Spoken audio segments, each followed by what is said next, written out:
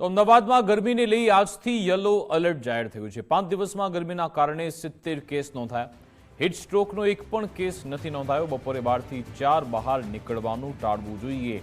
ગરમીમાં તકેદારી અને સાવચેતી રાખવી અત્યંત જરૂરી। મે મહિનામાં તાપમાન 40 ડિગ્રી આસપાસ રહેશે।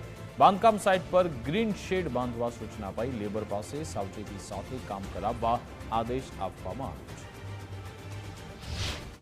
છેલ્લા 3 દિવસથી શહેરમાં ઓરેન્જ એલર્ટ હતું અને ગરમીનો પારો આપણે જોયો કે 26, 27, 28મી એપ્રિલે 44 ડિગ્રી પ્લસ પણ 2 દિવસ રહ્યો।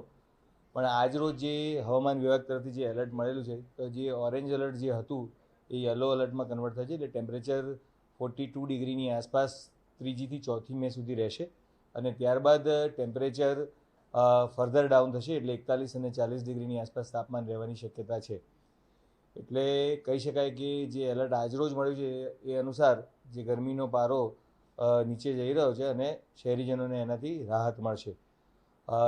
જે છેલ્લા 4-5 દિવસમાં યલો અને ઓરેન્જ એલર્ટ સિટીમાં હતું તેમાં જે હીટ રિલેટેડ ઇલનેસના કેસીસ જે નોંધાયા છે, છેલ્લા રોજના અંદાજિત 15 થી 16 કેસીસ નોંધાય છે। એટલે કહીએ તો છેલ્લા 5 દિવસમાં 70 જેટલા કેસીસ હીટ રિલેટેડ ઇલનેસના નોંધાયા છે। સદભાગ્યે જે કોઈપણ કેસમાં હીટ સ્ટ્રોકના કેસીસ નોંધાયા નથી શહેરમાં। એટલે તમામ કેસોમાં અર્લી રિકવરી જોવા મળી છે।